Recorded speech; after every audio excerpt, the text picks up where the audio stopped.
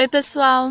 Eu sou a Ellen e, junto com a Micaele, como alunas da Universidade Federal de Viçosa, vamos apresentar esse vídeo, referente à disciplina Filogenias e Classificação Biológica, ministrada pela professora Karine Cavalco.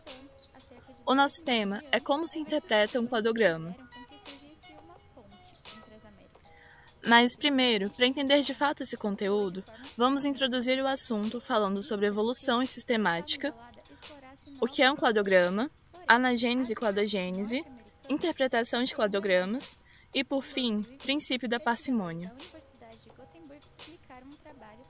Em evolução e sistemática filogenética, é necessário estar ciente de que a sistemática é uma área da biologia que tem o objetivo de descrever a diversidade biológica, apresentando isso por meio de um sistema de classificações. E esse sistema foi criado por Willy Hennig, que vocês podem ver na imagem. Essa descrição da diversidade é feita por meio da análise da história evolutiva dos seres vivos, sendo que a ideia de evolução é baseada na existência de um ancestral comum. Portanto, denominamos a filogenia como o conjunto dessa história de ancestralidade entre todas as espécies. O parentesco e as relações filogenéticas também são expressas por cladogramas. Mas o que é de fato um cladograma? Então, é um dendrograma, ou seja, um diagrama ramificado que expressa as relações de parentesco filogenético, apenas entre espécies ou táxons terminais. Em resumo, os cladogramas consistem em diagramas que expressam hipóteses de relações filogenéticas sujeitas a transformações. As informações dispostas em cladogramas são interpretadas conforme a análise filogenética dos nós e das raízes. Agora vamos falar um pouco sobre anagênese e cladogênese. A anagênese consiste em um processo no qual um caráter surge ou se modifica em torno de uma população, e é um processo contínuo na evolução das espécies.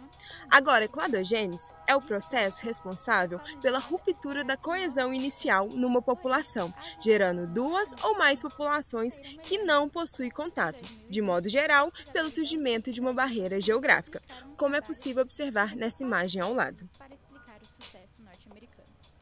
Agora eu vou falar das partes que compõem o cladograma, que são raiz, ramos, nós e terminais. Os terminais são compostos pelos grupos de seres vivos, como é possível observar na espécie A, B e C da imagem. Os ramos são as linhas e representam o tempo evolutivo. O nó é o ponto de onde partem as ramificações, no qual representa o ancestral comum entre os grupos ligados a ele.